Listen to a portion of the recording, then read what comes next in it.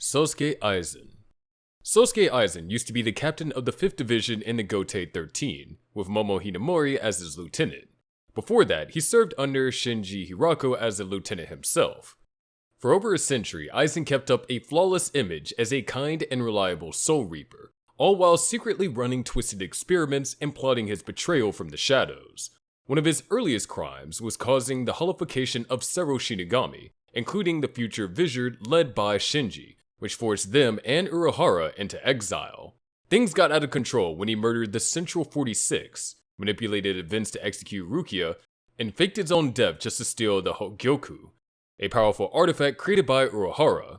After revealing everything, he bailed from Soul Society and set up shop in Hueco Mundo, where he built an army of Arankar. His ultimate goal was to overthrow the Soul King and completely reshape the universe. His biggest weapon wasn't his power, it was his brain. He knew things most Shinigami didn't, including the secrets behind the Oken and the Hogyoku. He spent over a century conducting experiments that pushed the limits of what was possible with spiritual energy, all without raising suspicion.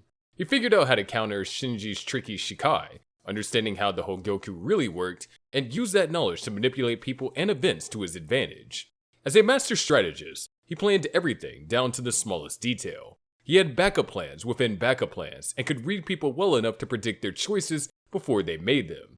He even used Orihime as bait to lure key enemies into Hueco Mundo while buying time to strengthen the Hogyoku to prepare for his move against the royal palace. He also had ridiculous charisma. Even after revealing his betrayal, he still managed to keep followers like Jin and Tozen by his side.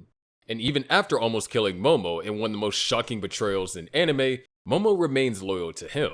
He could break people down emotionally and manipulate them without even realizing it. Most of Soul Society genuinely believed that he was one of the good guys, and that's how good he was at lying.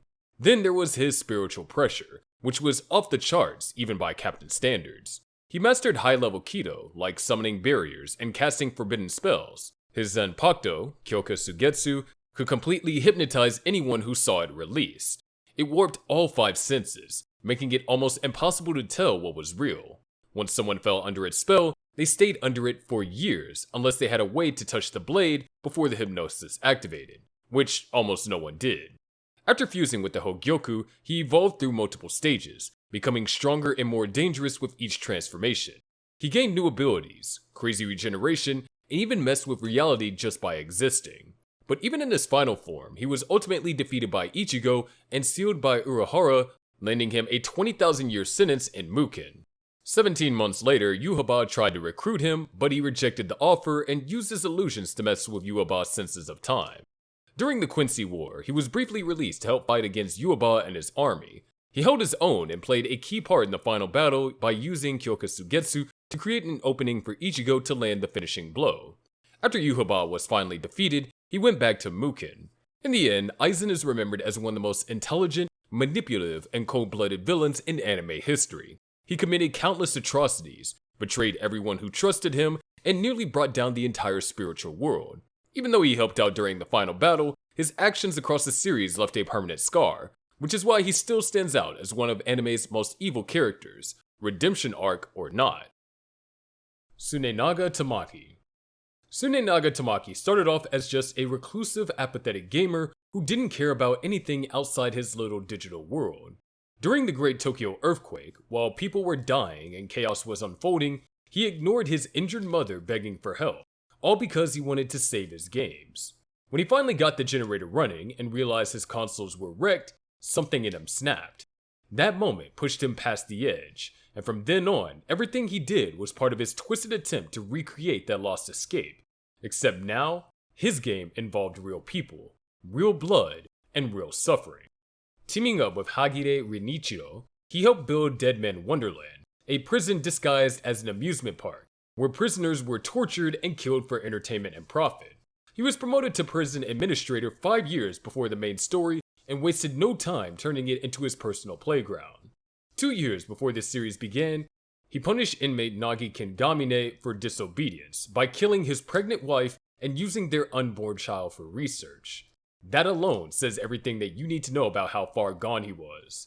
Behind his goofy, harmless act was a sadist who orchestrated executions, rigged trials, and broadcast deadly fights for fun and money. After the notorious massacre of Ganta's entire class, he manipulated Ganta into the prison system by faking evidence and pretending to be his lawyer. Everything was a setup from the start. Inside the prison, he continued pulling strings from the shadows. He planted spies, doctored confessions, and even rigged brutal matches called Carnival Corpse where dead men were forced to fight, often resulting in dismemberment or death. He didn't just tolerate violence. He loved it. He treated human lives like disposable assets. Even when a young girl like Minatsuki entered the fighting arena, he let it happen without blinking. He lied to prisoners, tricked desperate people with false promises, and made sure that pain was part of every process. When Yo Takami worked endlessly to earn cast points to free his sister, he let him believe it was possible, knowing full well it wasn't. He even mocked him when the truth came out, and when he finally got full control of Dead Man Wonderland after Hagire's death, he celebrated by using the man's severed head as a bowling ball. His joy was never about power or politics. It was about chaos, cruelty, and complete control. He eventually lost everything when his forgeries failed to defeat the wretched egg. He realized too late that he had been fed false intel by Hagire, who used him like everyone else. Once he understood he'd never truly been in control, he shot himself. Even in death, he clung to the idea that the game was his. Tamaki is considered one of the most evil characters in anime because of how he destroyed lives by turning suffering into sport and cruelty into a game. And the worst part is, he enjoyed every second of it. Junko Enoshima. Junko Enoshima was a top student at Hope's Peak Academy, known publicly as the ultimate fashionista. On the surface, she was a stylish icon who graced magazine covers and predicted trends like a pro. But behind all that glam, she was a master manipulator with a twisted obsession: despair. Her real talent, though, was her insane analytical mind that let her predict outcomes, control people, and crush hope wherever it tried to grow. Her childhood was rough. She and her twin sister, Mukuro, grew up in poverty, even living homeless for a while. That trauma didn't lead her to seek justice or change, though. Instead, she developed a bitter hatred for the world and a fixation on despair as the one thing that felt real to her. Junko called herself and Mukuro the Despair Sisters, and they branded themselves as the ultimate despair. They aimed to tear down the entire world, and they basically did. She was behind the tragedy, an event that pushed the world into collapse. But even after destroying society, she wasn't satisfied. She wanted to make her classmates suffer in the most personal, painful way possible. That's where the killing school life came in. She kicked off a death game inside Hope's Peak, hiding behind the robotic bear, Monokuma, and pretending to be someone else. She erased her classmates' memories and forced them to play her game, where the only way out was to kill and get away with it. Get exposed, and you face the most gruesome execution imaginable. The worst part is that she turned it all into a live broadcast to show the world just how low people would sink under pressure. She even had her sister pose as her and killed her mid-game to fake her own death. She nearly succeeded in killing Makoto Negi, the one student who kept resisting her mind games. But after multiple twists and a wild class trial, Makoto and the surviving students exposed her as the mastermind. Instead of begging or running, she fully embraced defeat. She basked in the despair of losing and even seemed thrilled by her own execution. But her influence didn't die with her. The rest of Ultimate Despair, the cult she inspired, literally tore her body apart and grafted her remains onto themselves. Some took her hand, one took her eye, others killed themselves in her honor. She even left behind an AI version of herself, just in case her legacy needed a reboot.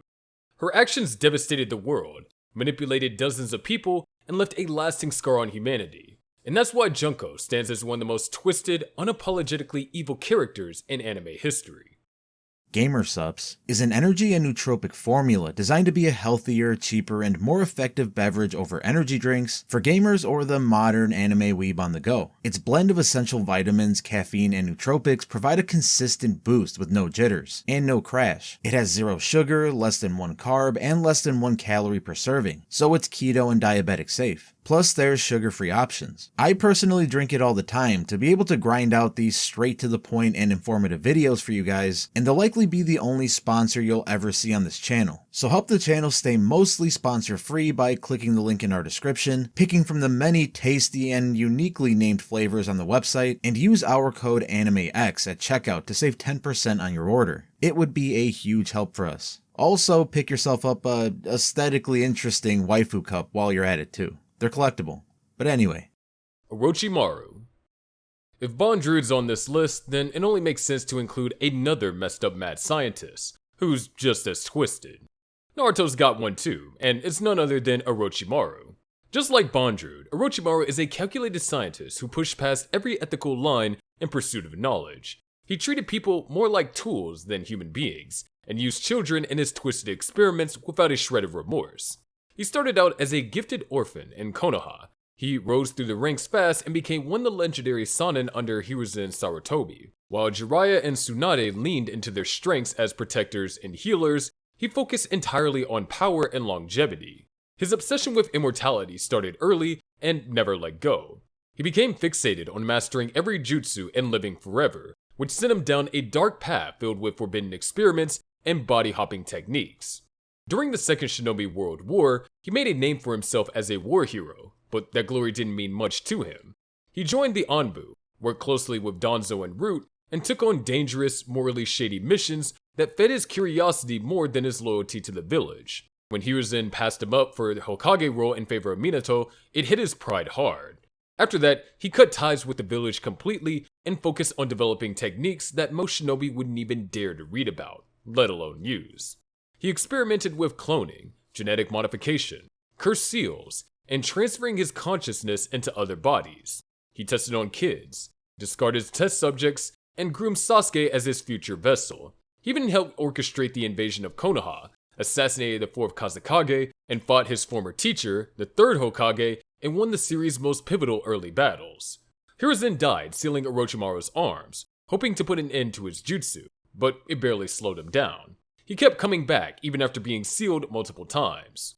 Eventually, he shifted to a strange gray area. He helped revive the past Hokage and took part in the 4th Great Ninja War, and somehow ended up under Konoha's supervision rather than execution. Now, he's technically a reformed figure, running a lab and still dabbling in science, just with a lot more oversight. What makes Orochimaru stand out as one of anime's most evil characters is how far he was willing to go for power. He treated life like something disposable, sacrificed countless lives for his experiments, and saw human bodies as nothing more than vessels. Even when working with the good guys later, that same mindset never really changed. He never felt regret, only fascination. Ragyo Kiryun. Ragyo Kiryun was the head of the Revox Corporation, the chairwoman of Honnoji Academy, and the force behind a twisted global plan involving alien threads. She was also the mother of Satsuki and Ryoko, though she treated them more like experiments than actual children. Her role was to guard the primordial life fiber, a powerful alien life form in hibernation. When it was time for it to awaken, she had already decided that she'd be the one to reshape the world with it. Years before the story begins, she married Soichiro Kiryun and gave birth to Satsuki. But even from the start, she treated motherhood like a science project. Satsuki was her first attempt at fusing a human with life fibers, and when that failed, she moved on to her second newborn, Ryoko. That attempt also failed, and she tossed the baby away like garbage.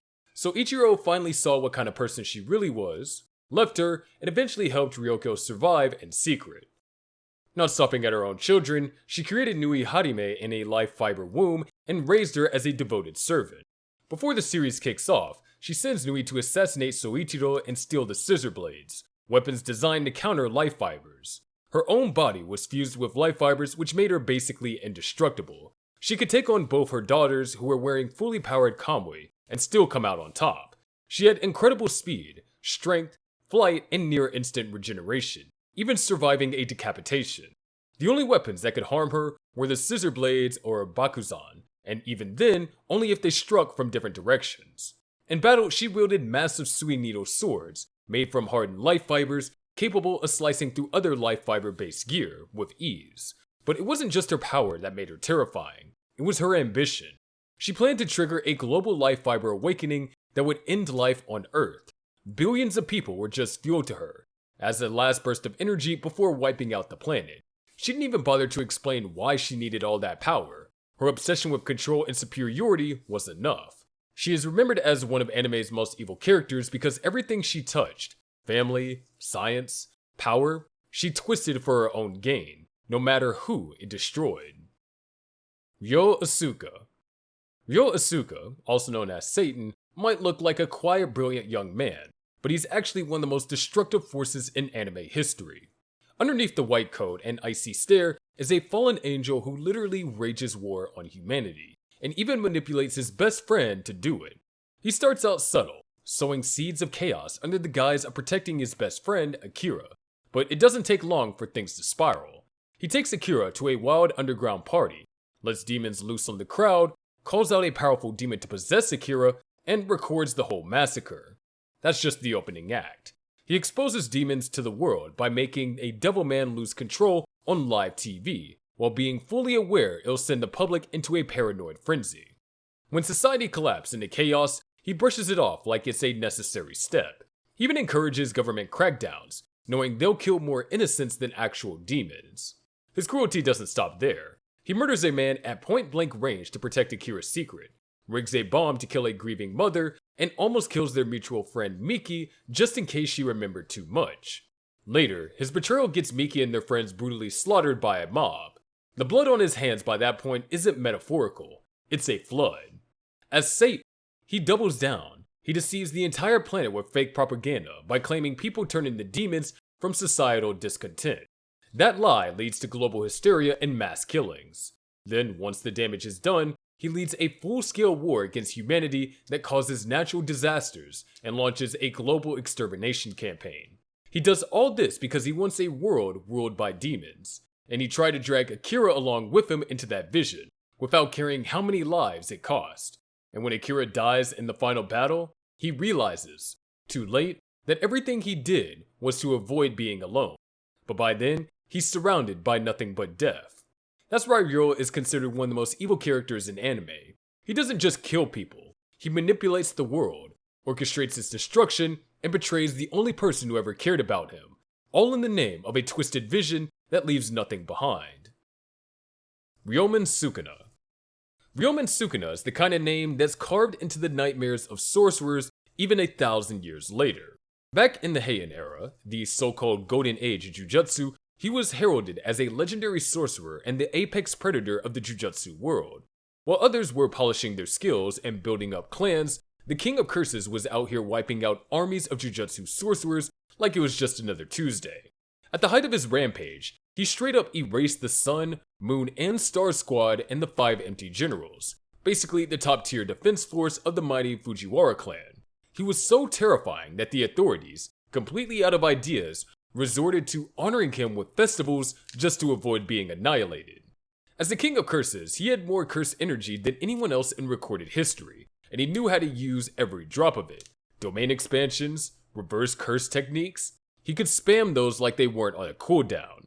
He was powerful, precise, brutal, and creative. His cleave and dismantle techniques could slice through buildings and sorcerers alike with zero effort. And let's not forget Black Flash, which he pulled off cleanly to amplify his hits with scary precision. His domain, Malevolent Shrine, unleashes a guaranteed hit ability in conjunction with this cleave and dismantle attacks. He tweaked the rules and bypassed limitations with complex curse energy control and half-form binding vows. It let him hold the domain for a ridiculous 90 seconds without losing any firepower. Then there's the Divine Flame, a technique where he chants open and sends out long-range cursed fire attacks that only activate after cleave and dismantle. It's like his version of a final boss combo. After striking a deal with Kenjaku to join the Colon game, he found a way to stick around even after his death by turning himself into a cursed object. Basically, he split his soul and cursed energy across 20 indestructible fingers.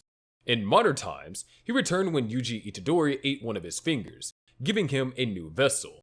At first, he mostly stayed dormant, occasionally showing up to flex or negotiate with blood and violence.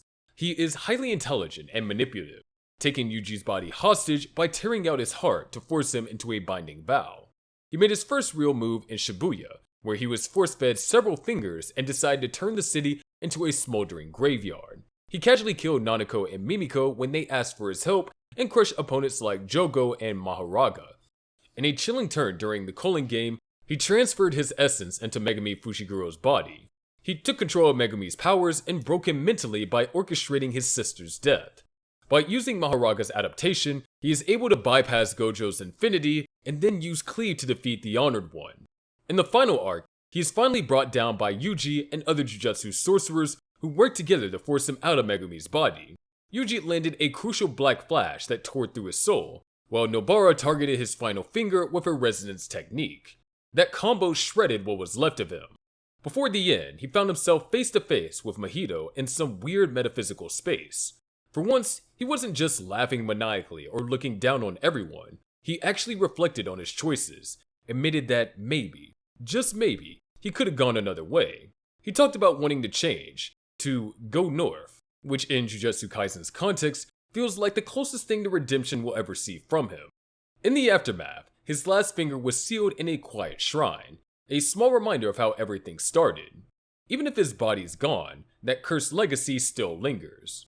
Despite his calm exit, Sukuna earns his spot as one of the most evil characters in anime history, not just because of the destruction he caused, but because of how deeply he enjoyed it, physically, mentally, and spiritually breaking anyone in his way without hesitation or remorse. Doflamingo. Don Quixote Doflamingo, also known as the Heavenly Yaksha, is one of the most dangerous and sinister figures in One Piece. He was the captain of the Don Quixote Pirates, a former warlord of the sea with a frozen bounty of 340 million berries, and a powerful underworld broker who operated under the codename Joker. He's also a former celestial dragon, born into the Don Quixote family, though he ended up killing both his father, Homing, and his younger brother, Rosinante, after deciding they betrayed him. Physically, he's a monster. His leg strength alone can level buildings with a single kick. He is the user of the Ito Ito no Mi, a paramecia-type devil fruit that lets him create and manipulate razor-sharp strings. These strings are tough, can be nearly invisible, and are sharp enough to slice through meteors. He can use them to control others like puppets, flying by hooking on the clouds, and later on even turn his surroundings into strings after awakening his fruit. On top of that, he can use all three types of haki. Yes, including Conqueror's haki, which he awakened when he was just a kid. But where Doflamingo really stands out isn't just in brute force, it's in how terrifyingly cruel and calculating he is. He became a Dressrosa by puppeteering King Riku into killing his own people, turning the nation against him overnight. Then he swooped in as the so-called savior and took the throne. Once he was in power, he ruled with fear, using Sugar's devil fruit to turn people into toys and wipe them from memory. These victims were then forced into slavery and worked in secret underground facilities. He also funded Caesar Clown's twisted experiments on kidnapped children, giving him everything he needed to test dangerous substances on them. And with Caesar and Kaido, he mass-produced smile fruits, fake devil fruits that often stole people's ability to feel sadness or anger, turning them into soulless soldiers.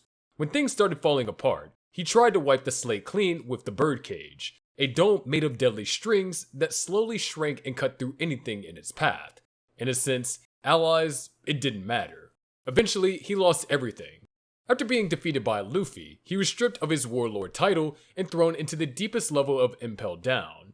One Piece is packed with terrifying villains. Blackbeard, Kaido, even the mysterious Emu, but Doflamingo still stands out as one of the most horrifying of them all. His mix of raw power, twisted intellect, and complete lack of empathy make him one of the most evil characters, not just in One Piece, but in anime as a whole.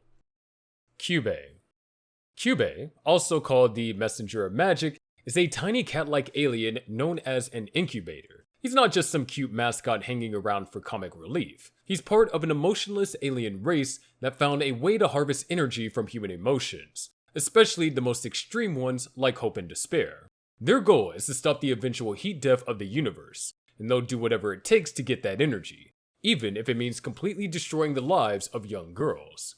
Kyubey shows up to girls with problems and offers to grant any wish they want. In return, they become magical girls who fight witches. What he doesn't tell them up front is that this deal also involves ripping out their souls and sticking them into gems. Their bodies become basically empty shells. If those gems are damaged or corrupted, they die. Or worse, they transform into the very witches they're supposed to fight. He hides all the horrifying details when offering the contract. Girls end up making impulsive wishes without knowing what they're really signing up for. Kyubey acts like he's doing them a favor, but what he's actually doing is setting them up for eventual suffering and death. He sees it all as energy production and nothing more. When Sayaka's body collapses after being separated from her soul gem, Kyubey casually explains that the body is just a shell now, completely ignoring how disturbing that is. He doesn't understand why that would be horrifying since he just sees it as practical. Same thing when magical girls become witches. To him, it's just the natural next step in the energy cycle, but to the girls, it's pure tragedy. He's also nearly impossible to kill. Shoot him and a new one shows up instantly. His bodies regenerate or get replaced on the spot. The new body even eats the remains of the old one, like it's no big deal. He's also invisible to normal humans, communicates telepathically, and can teleport or move across vast distances instantly. He manipulates grief, pain, and desperation, targeting young girls who are at their lowest point. He doesn't lie, but he leaves out all the important stuff. He knows exactly how to get them to say yes, even if it ruins their lives later. When girls fall into despair and turn into witches, that's when he gets the most energy. That means he benefits directly from their suffering. He never acts out of malice, but that's exactly what makes him so terrifying. He doesn't understand pain, regret, or sorrow, so he causes them constantly without flinching. He sees humans as tools to extract emotional fuel and doesn't care what happens to them in the process. While Puella Magi Madoka Magica is filled with emotional damage and tragic characters, Kyubey stands out as the source of almost all the suffering. And even in a genre filled with dark plot twists, he remains one of the coldest, most unsettling forces in anime. Plenty of anime villains are violent or cruel, but Kyubey takes the crown by weaponizing hope and turning it into despair. That's why even among anime's most evil characters, Kyubey is one of the most disturbing and unforgivable. Gendo Ikari.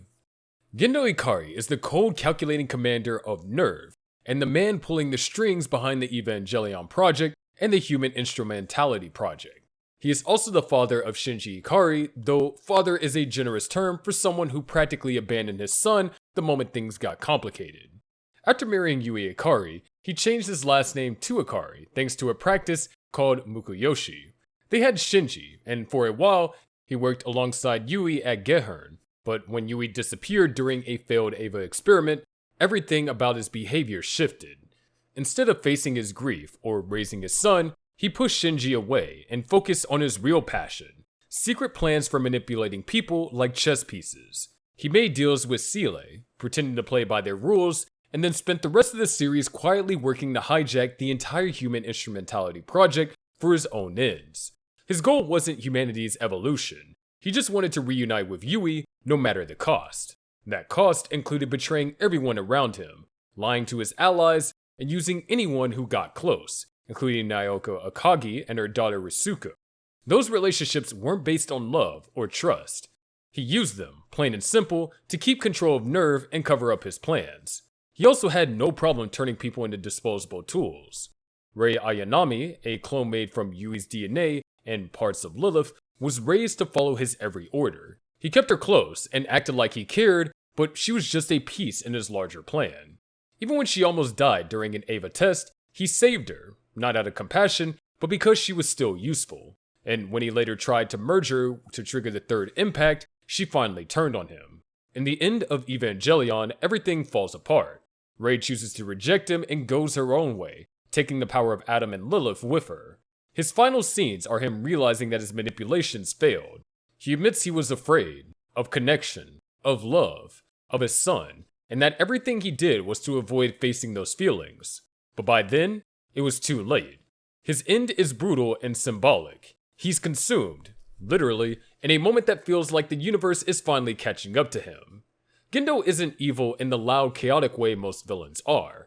He's evil because of how quiet and deliberate he is. He uses people, lies constantly, and sacrifices everything, his son, his humanity, for a selfish dream. What makes him one of the most evil characters in anime history is how cold and methodical he is in ruining the lives of those around him, all while pretending he's working for something greater. Antispiral. Antispiral is the collective mind of a race that got so scared of the universe's future that they decided to stop evolving entirely. After sealing themselves away and purging all spiral power from their kind, they fused into a single being, Antispiral, whose only mission was to shut down any life form that threatened to unleash spiral energy. And by shut down, that meant full-on galactic extermination. This entity wasn't just throwing punches. It could bend reality, manipulate probabilities, and attack across time. It ran an entire galaxy like its personal operating system. It controlled armies of giant mecha from across dimensions and set up annihilation protocols that activated the moment human population numbers got too high. For Earth, that threshold was 1 million. Hit that number, and boom, the moon, which was secretly a giant weapon, would crash into the planet. It set up human extermination systems, some disguised as actual people, like Nia. When the population crossed the limit, Mugan Ward machines began the purge, while Nia's dormant antispiral gene awakened. Rashu tried to escape into space with a chunk of humanity, only to be ambushed mid-flight. The Mugen nearly ended everything until Team Daiguren fought back with the Super Galaxy Daiguren, but Antispiral wasn't done. When Team Daiguren entered its universe, it unleashed waves of Ashtanga-class battleships and mass-produced anti-spiral mecha. It pretended to fall back, then struck with full force, driving the heroes into Death Spiral Field, a space engineered to drain all spiral power. It nearly ended the fight there. Then came the mind games. Anti-Spiral trapped the entire team's consciousness inside the multiverse labyrinth, a maze of illusions designed to break their will. While they were trapped, it interrogated Nia and continued its assault in the real world. When the team broke free and created the Tengen Toppa Gurren Lagann, Anti-Spiral countered with the Grans Boma, a mech capable of galaxy-level attacks. It even used the Infinity Big Bang Storm, an attack fueled by the power of merging galaxies. Even after Simon's spiral power had reached multiversal proportions, Anti-Spiral still held the upper hand for a while, but that didn't last. Team Daiguren pushed past its attacks, evolved beyond its limits, and launched a final assault. Viral piloted the Lagann and hurled Simon, Buta, and Nia straight into the Anti-Spiral using the Lagann impact. That was the final blow. Anti-Spiral's body and universe unraveled. Before disappearing, it acknowledged its failure and left the fate of the universe in Simon's hands. Then it was gone, wiped out with its collapsing dimension. In the end, Anti-Spiral is considered one of the most evil characters in anime history because it weaponized fear, erased individuality, and targeted hope itself. It saw potential as a threat and turned the universe into a prison just to prevent others from growing, and to ultimately erase the very idea of progress.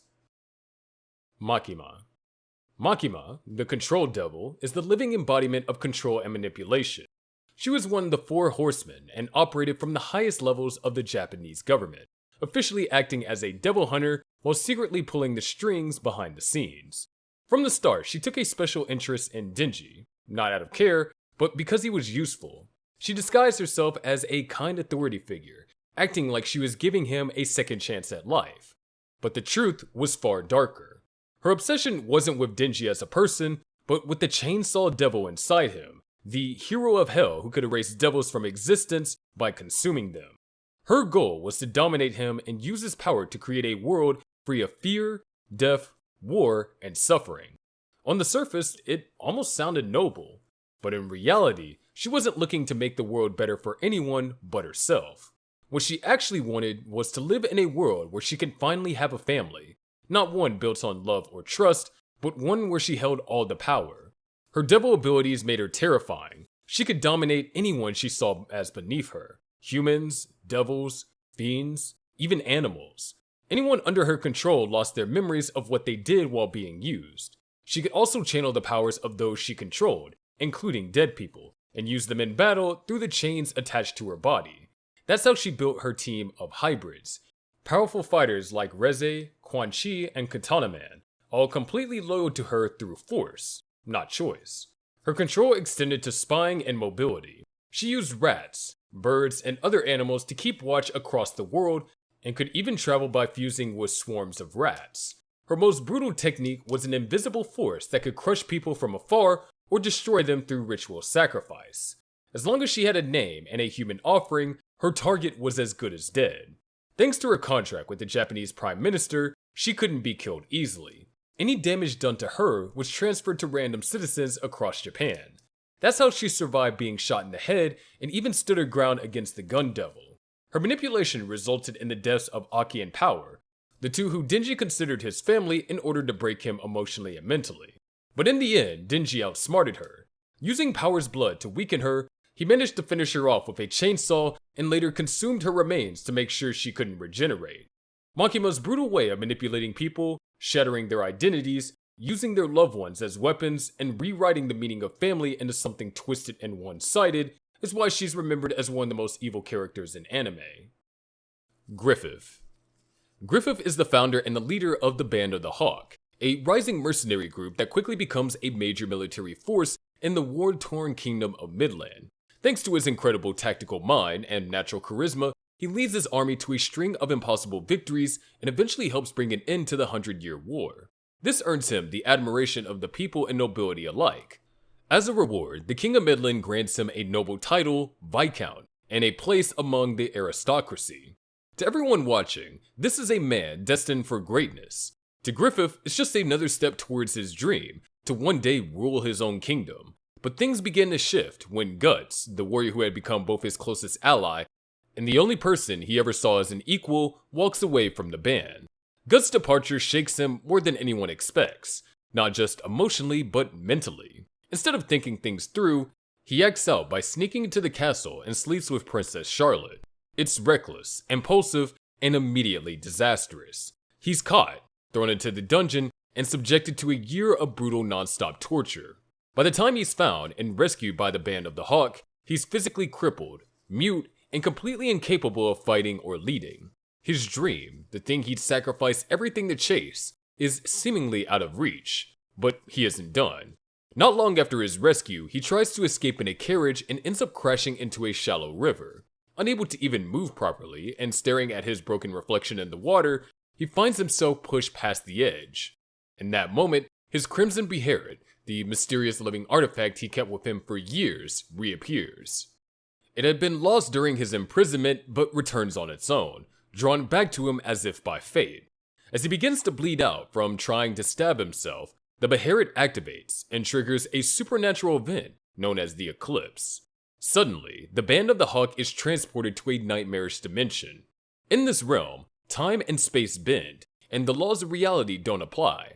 There, they meet the God Hand, a group of 4 terrifying demonic entities who reveal that Griffith has chosen to join them, on one condition. To gain ultimate power and achieve his dream, he must offer a sacrifice. Not just anyone, but the people closest to him, the people who believed in him, fought for him, and saved him. He accepts the terms and offers up the entire Band of the Hawk. Also, he can be reborn as a member of the God Hand. His comrades are branded as sacrifices and are immediately hunted down by an endless swarm of apostles, grotesque demons that tear through the band like a buffet. One by one, they're brutally slaughtered and devoured in front of him. What makes it worse is that he knows exactly what he's doing. He even acknowledges in this final moment as a human that Guts was the only one who made him forget his dream. But in the end, the dream wins. He chooses ambition over humanity. His final act as a man is to whisper, "I sacrifice." And what follows is one of the most horrifying scenes in anime. As the band is massacred, Griffith, now reborn as Femto, descends upon Casca. She's paralyzed with fear and Guts is pinned down, forced to watch as he assaults her. It's pure sadism and driven not by lust, but by dominance, as a way to fully sever his ties with his old life and leave nothing behind. After the eclipse ends, only Guts and Casca survive, both branded for death and forever hunted by demons. Griffith is now a demonic entity with powers far beyond human understanding. When he reappears in the physical world after the Count summons the God Hand, he doesn't come back as a physical being, but through the incarnation ceremony, he gets a new physical body, born from the torture body of a deformed demon child that had been following Guts and Casca. Now fully restored and more powerful than ever, he doesn't waste time. He rebuilds the Band of the Hawk, but this time with apostles instead of humans. He leads them to crush the Kushan Empire led by Ganishka, and establishes Falconia, a seemingly utopian city where humans and apostles coexist. To the outside world, he looks like a savior. He offers protection against the supernatural chaos that now floods the world after the fall of the astral and physical planes barrier. People worship him for that, but none of that erases what he did. His power continues to grow. He could bend space, nullify magical attacks, and manipulate casualty to ensure things go his way. He can't be hurt by ordinary means. Even the Dragon Slayer, a sword that can harm evil, barely touches him. His influence becomes supernatural. People instinctively trust him, feel drawn to him, even without knowing why. His very presence overwhelms logic and emotion, yet despite having everything he wanted, he still isn't finished destroying the lives of those who once loved him. He kidnaps Kasuga again, this time just as she begins to recover from her trauma and undoing years of healing. It's a deliberate move to remind Guts that he still has control. Griffith is considered one of the most evil characters in anime because of how coldly and methodically he carries his horrific acts out. He sacrifices his friends without remorse. He ruins lives with complete awareness of what he's doing, and he's willing to build a kingdom on the corpses of those who trusted him. Johan Liebert. Johan Liebert has the face of an angel, but operates like a walking nightmare. He and his twin sister, Anna, were born from a eugenics expert meant to create a flawless leader.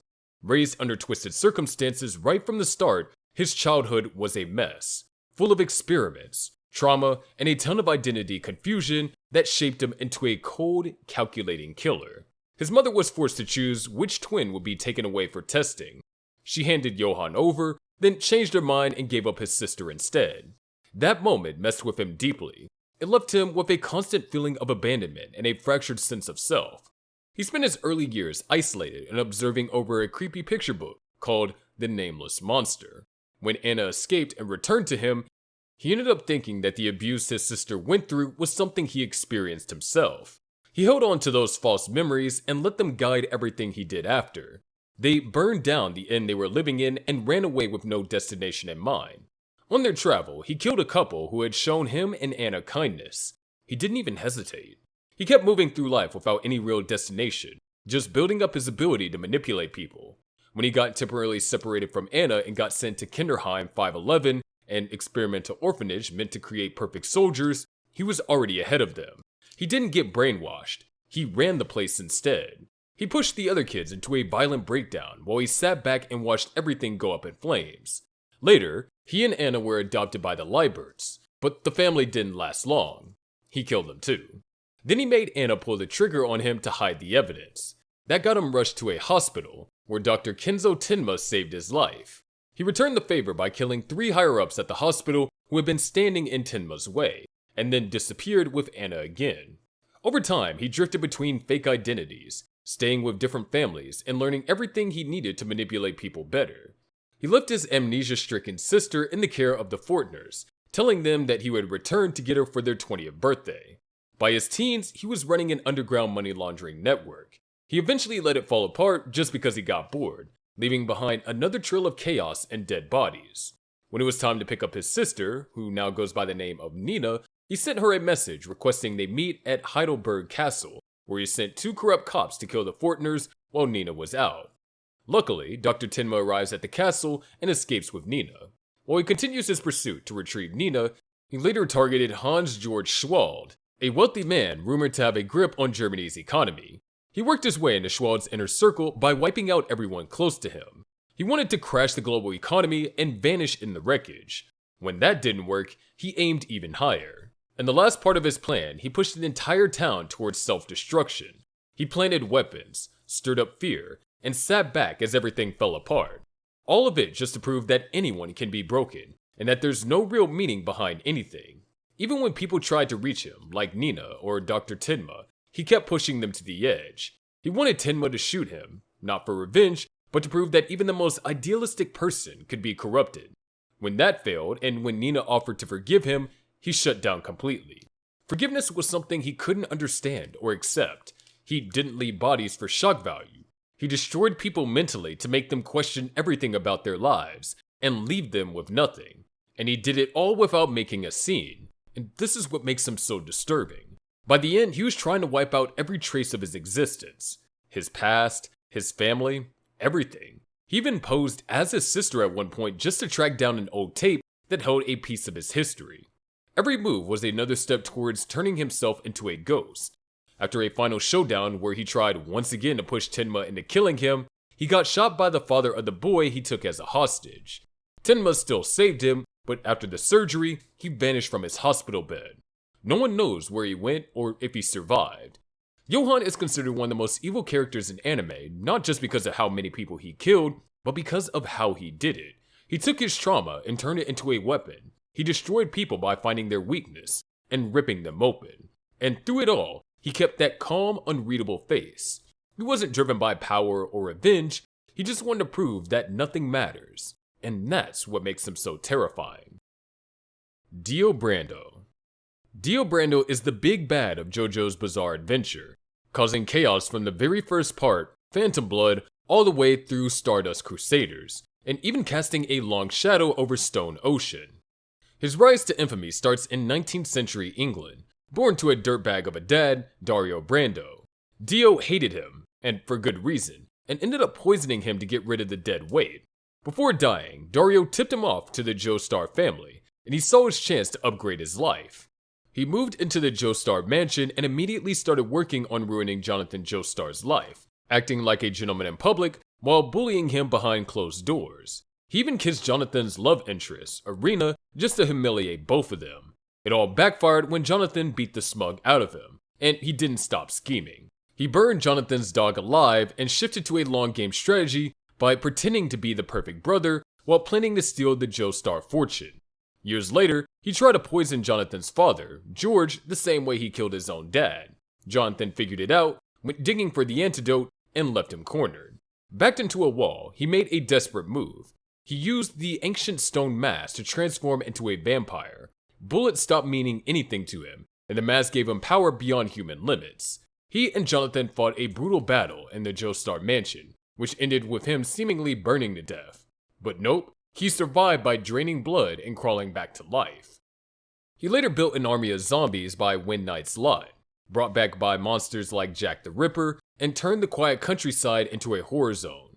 Jonathan traded in Hammond and returned with his allies to confront him. Dio's vampire powers included freezing attacks, hypnotism, and brute strength, which gave him a major edge. Even with Hammond, taking him down was a serious challenge. Jonathan eventually managed to land a decisive blow, sending Dio's body tumbling down a cliff, only for Dio to survive by severing his head before Hammond could finish him off. Despite being just a head, he wasn't done. He hijacked Jonathan's honeymoon, turned a cruise ship into a zombie death trap, and planned to steal Jonathan's body. The ship exploded, and Jonathan died holding Dio's head, but Dio managed to steal the body anyway and sank to the ocean with it. Fast forward to 1984, and fishermen pulled up something they really shouldn't have: Dio's coffin. He killed them, of course, then spent the next few years traveling, fathering illegitimate children like Giorno Giovanna and Donatello Versus, and forming deep bonds with dangerous people like Enrico Pucci. He gained his stand, the world, through the mysterious bow and arrow, unlocking the ability to stop time. Naturally, he used it to mess with the Joestar bloodline again. In Stardust Crusaders, he waited in the shadows and let his vampire minions and stand users wear down the heroes as they made their way to his mansion in Egypt. He was all about patience and manipulation, reading books and drinking blood while the rest of the cast bled their way through his defenses. When he finally stepped into the spotlight, he took out key members of the Joestar group with ease. His time-stopping ability made him nearly untouchable. The final fight with Jotaro Kujo was brutal. Even with time stopped, he couldn't keep up with Jotaro's sheer grit and clever tactics. And when Jotaro's stand finally awakened his full potential to stop time for short periods, it was game over. It ended with Dio getting crushed, with his head shattered and his body destroyed. His remains were dumped in the desert, which ultimately disintegrated to the sunlight to make sure he never came back. But Dio's influence didn't die with him. His diary held a twisted blueprint for achieving heaven, which Pucci later followed in Stone Ocean.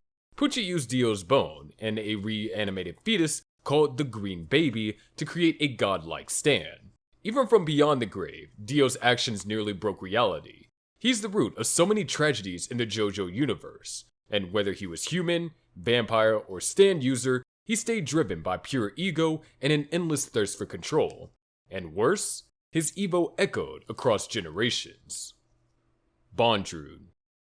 Bondrewd, also known as the Novel, is a legendary white whistle delver with a reputation that is equal parts scientific brilliance and straight-up nightmare fuel. He's made huge breakthroughs in understanding the abyss, but the way he got there is the problem.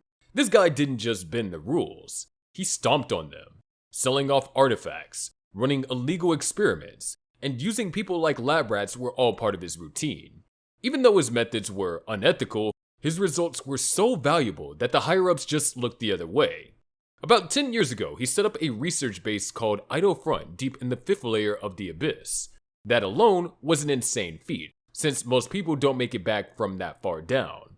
Around the same time, he picked up a terrifying artifact called Zoaholic, which lets him spread his consciousness across multiple bodies he called the Umber Hands. This made him almost impossible to kill.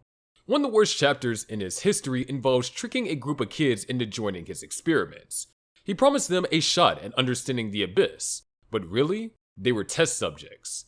Among them was Nanachi and Midi. In the end, Midi was reduced to a cursed creature, while Nanachi barely survived with a blessing. He kept using Nanachi as an assistant until they eventually escaped with Midi.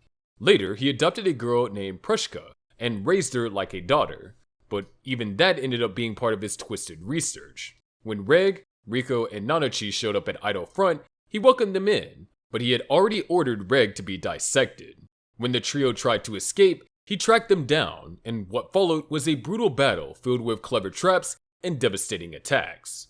Despite seemingly getting crushed and burned, he survived by jumping bodies again thanks to Zoaholic. He even processed Prushka into a cartridge, a tool to absorb the Abyss's curse, just so he could keep going. That pushed Reg and the others to their limit, and after an intense final fight, he was finally defeated. Bondrewd is considered one of the most evil characters in anime because of how calmly and consistently he sacrifices others for his goals. He never breaks a sweat while doing the unthinkable. For him, pain, loss, and ethics are just variables in an equation. Frieza. Frieza is the gold standard for anime villains. From the moment he shows up in Dragon Ball Z, he makes it very clear he's not just another powerful bad guy. He's a cosmic tyrant with a body count that spans galaxies, a massive ego, and an absolute zero regard for life outside of his own. Let's start with the fact that he wiped out planet Vegeta, home to the entire Saiyan race, just because he felt they might become a threat later. He didn't negotiate, he didn't warn them, he just pulled up, floated in space, and nuked the whole planet with one finger. That wasn't even a warm-up. On Namek, he takes evil to another level. He slaughters an entire civilization just to get his hands on the Dragon Balls. He tortures and murders Namekians, including children and elders, with no hesitation. He even kills Vegeta after making him beg for help, and laughs while doing it. And let's not forget what he does to Krillin, blowing him up in midair, which pushes Goku into becoming a Super Saiyan for the first time. Then there's the power creep. His destructive abilities are absurd. He can blow up entire planets with minimal effort. His Death Beam? One-shot kill. His Supernova attack? Say goodbye to your solar system. He doesn't just kill you, he erases everything you've ever known. And when he comes back in Resurrection F, he trains for 4 months and unlocks a new transformation called Golden Frieza. Even after dying, he still manages to cause massive destruction just out of spite. And don't let his polite speech fool you. He is cruel, manipulative, and sadistic. He enslaves whole races, uses people like pawns, and treats betrayal like a game. He kills because he enjoys it. Every fight, every war, every atrocity he commits is rooted in arrogance and control. He is an intergalactic nightmare wrapped in a smug grin. That's why he's considered one of the most evil characters in anime history, because destruction, fear, and manipulation aren't just tools to him, they're part of his personality. The Major. Montana Max, better known as the Major, is the main villain in Hellsing, and is one of the most disturbing characters in anime. He started out as a former SS officer, handpicked by Adolf Hitler for a secret mission to develop artificial vampires. But that was just the surface. What really defined him was his obsession with war. He didn't care about the cause, the politics, or even the outcome. War itself was the point. For him, chaos, destruction, and death were a source of joy, and he chased that thrill no matter the cost. He led the Millennium Project and created the Last Battalion, a Nazi vampire army with one goal: plunge the world back in the war. Even though he was technically human, he wasn't much like one.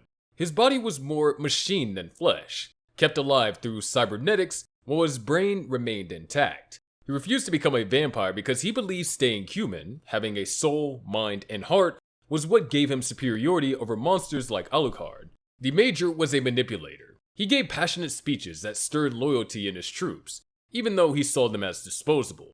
He praised their courage, but never hesitated to punish or execute anyone who disobeyed. His charisma and twisted vision kept people following him, not because they believed in a better world, but because they were drawn to the chaos he promised. He was also highly intelligent and dangerously strategic. His attack on London was planned decades in advance and played out almost exactly how he intended. This resulted in a bloodbath that claimed thousands of lives, and he enjoyed every bit of it.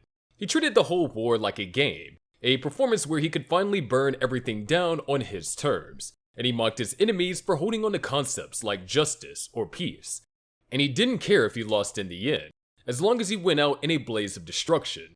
Even in the end, after half his body was destroyed, he kept moving through sheer willpower. He survived massive damage and clung to his ideals, until Integra shot him in the head to seal his death.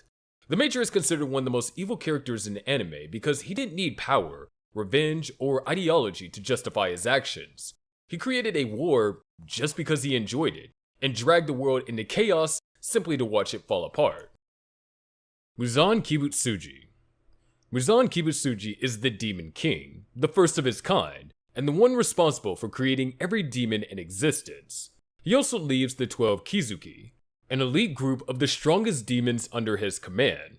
Over 1,000 years ago, during the Heian era, he was just a terminally ill man who received a mysterious experimental treatment.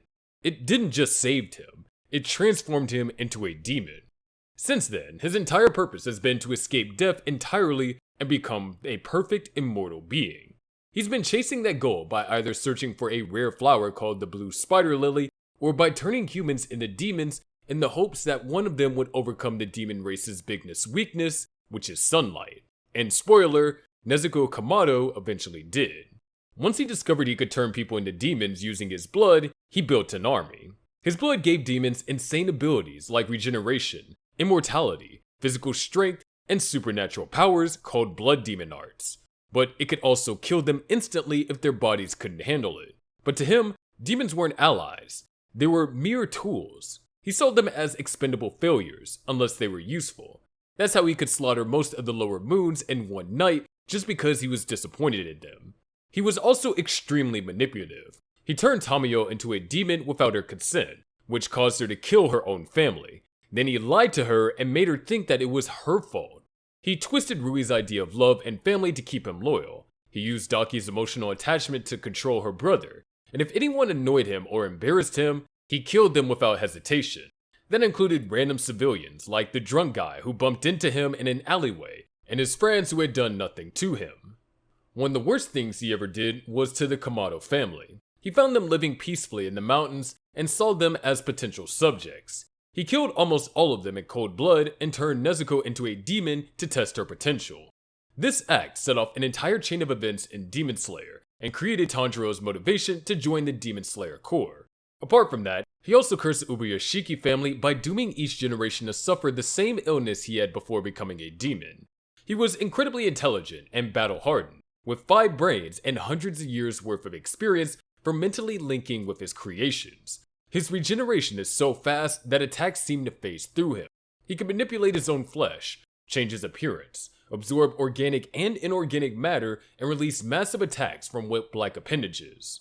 In his final showdown with the Demon Slayer Corps, he went full monster mode. His body transformed into something wild. His arms stretched out and were lined with mouths full of fangs. His back sprouted 9 spine-like tentacles that turned into deadly bladed whips, and he even grew 4 more whip-like weapons from each of his thighs. As a last-ditch effort to avoid death, he tried to take over Tanjiro's body and live on through him, but thanks to Tanjiro's friends and the Sunrise, that plan didn't work. His legacy is one of obsession, cruelty, and destruction. He destroyed lives for his own gain and stopped at nothing to chase his idea of perfection. In the end, all he left behind was pain, earning his spot as one of the most hated villains in anime history. All for One.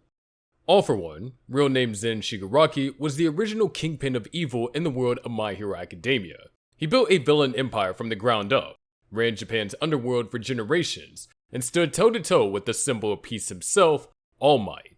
His ultimate goal is to steal One For All, the one quirk he couldn't control, and make the entire world kneel to him. He was born during the rise of quirks, and his cruelty started early. While still in the womb, he stole his mother's quirk and left his twin brother, Yoichi, powerless and sickly. Later, he shoved a quirk into Yoichi without his consent, not knowing that would kick off the creation of One For All, the only quirk that could ever challenge him. That moment sparked a bloodline war that would span generations. All For One's quirk let him steal and give quirks, which he used to manipulate others.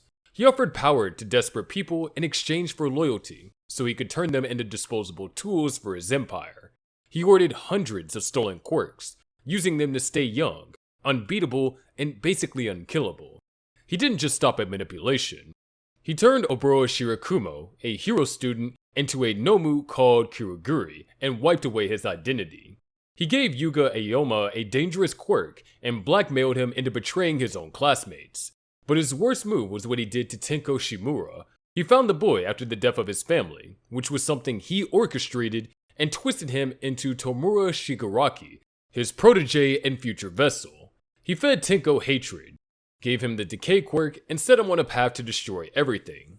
Even after All Might crushed his body and left him imprisoned in Tartarus, All For One wasn't done. He pulled off a massive prison break, unleashed chaos, and continued trying to take over Shigaraki's body to keep his legacy alive. But during the final battle, Deku passed the last spark of One For All to Shigaraki, triggering the quirk's past users to rise up and help wipe All For One out for good.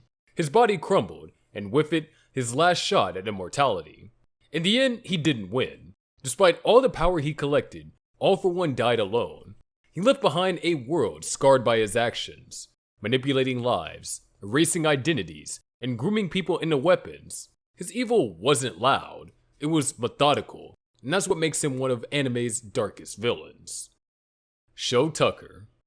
Shou Tucker, also known as the Suing Life Alchemist, is one of the most infamous characters in anime history. Not for how powerful he was, but for how deeply disturbing his actions were. Before the events of Fullmetal Alchemist, he earned attention by creating a chimera that could speak, which became a major scientific feat that secured his status as a state alchemist. What no one knew at the time was that he had used his own wife in that experiment, by merging her with an animal to force a result before his certification deadline. He lied and said she left him and their daughter Nina, then used the suffering creature he created to earn his alchemy license. The chimera only spoke once, begging to die, and starved itself soon after. 2 years later, the Elric brothers visited Tucker to use his research library, hoping to find useful information about alchemy. They bonded with his daughter Nina and their loyal dog Alexander, both unaware of what Tucker had done in the past or what he was planning next. Tucker, now under pressure to deliver another scientific breakthrough or lose his license, was growing more desperate by the day. As the deadline approached, he repeated the same atrocity. He fused Nina and Alexander together into another speaking chimera. When Edward realized what Tucker had done, he was horrified. Tucker didn't deny it. He tried to rationalize the act, insisting it was for science, and even had the nerve to suggest Elrics weren't so different from him. Edward nearly killed him on the spot. The damage was irreversible, which means that Nina couldn't be separated from the dog she was fused with. The Elrics were forced to leave and report everything. Colonel Mustang had Tucker placed under house arrest until he could be transported to Central City for trial. While waiting for the authorities, Tucker sat with the mutated Nina, muttering that nobody understood him. Then Scar arrived. Without hesitation, he killed Tucker and ended Nina's suffering soon after. Tucker's crime left a permanent scar on Edward, who carried the guilt of what happened to Nina long after. What makes Shou Tucker so hated isn't just that he did something monstrous, it's that he did it twice, both times to his own family. He hid behind his title, justified his actions as scientific progress, and showed no real remorse. While the series' main villain, Father, committed far more widespread damage, it's Tucker's quiet personal betrayal that sticks with people the most. It was intimate, brutal, and completely unnecessary. And that's why Shou Tucker isn't just considered evil, he's remembered as one of the most hated characters in anime history. Light Yagami. Light Yagami starts off as the golden boy. Top grades, great family, promising future. He's got everything going for him. But things take a dark turn when he picks up a notebook one day in school. This isn't your everyday journal. It's the Death Note, a book that kills anyone whose name gets written in it. And just like that, Light gets handed the power of life and death. At first, he's hesitant, but that doesn't last long. He quickly convinces himself he's the only one worthy of using the Death Note. He jumps headfirst into his self-appointed role as judge, jury, and executioner, aiming to rid the world of crime and become a god of his new world. He takes on the alias Kira and starts a mass purge of criminals. To the public, he's a mysterious savior, but behind the scenes, he is methodically crossing names off his growing list of targets. As the body count rises, a genius detective known only as L enters the picture. He figures out that Kira is operating from the Kanto region, thanks to a clever TV broadcast trap. What follows is a tense battle of strategy between two of the sharpest minds in anime. Light, now fully invested in his god complex, doesn't just go after criminals anymore. He starts killing anyone who gets in his way. That includes FBI agent Ray Pember and his fiancée Naomi, both eliminated just for getting too close. His willingness to manipulate people becomes his most dangerous weapon. When fellow Death Note user Misa Amane shows up, he immediately sees her as a pawn. She has the Shinigami eyes, allowing her to see real names just by looking at someone's face, something he can't do since he refused to trade half of his remaining lifespan for it. He pretends to be her boyfriend while using her abilities to eliminate L. He even tricks Misa's Shinigami Rim into killing L by putting Misa's life at risk, knowing Rim would sacrifice herself to save her. With L dead, Light moves into his position as the head of the task force and continues to play both sides. For a few years, things went smoothly, but Nier and Mello, L's successors, shakes things up. Light juggles both of them while recruiting new allies like Teru Mikami, who worships Kira, and Kiyomi Takato, who becomes Kira's spokesperson. Light's final move is elaborate. He tries to fake out Nier by swapping notebooks and setting up a trap, but Mikami messes it up. His slip-up lets Nier figure out the plan and switch the real notebooks with a fake. At the final meeting, when the names Mikami writes don't die, Light is exposed. He tries one last desperate move to write Nier's name, but Masuda shoots him down. With nowhere left to run, he begs Ryuk to save him, but Ryuk has already made it clear from day one that he wasn't on anyone's side. He writes Light's name in the Death Note to put an end to the story of Kira. While Light initially wants to make the world better, his obsession with control turned him into a cold-blooded killer, and that's why he stands out as one of the most evil characters in anime history.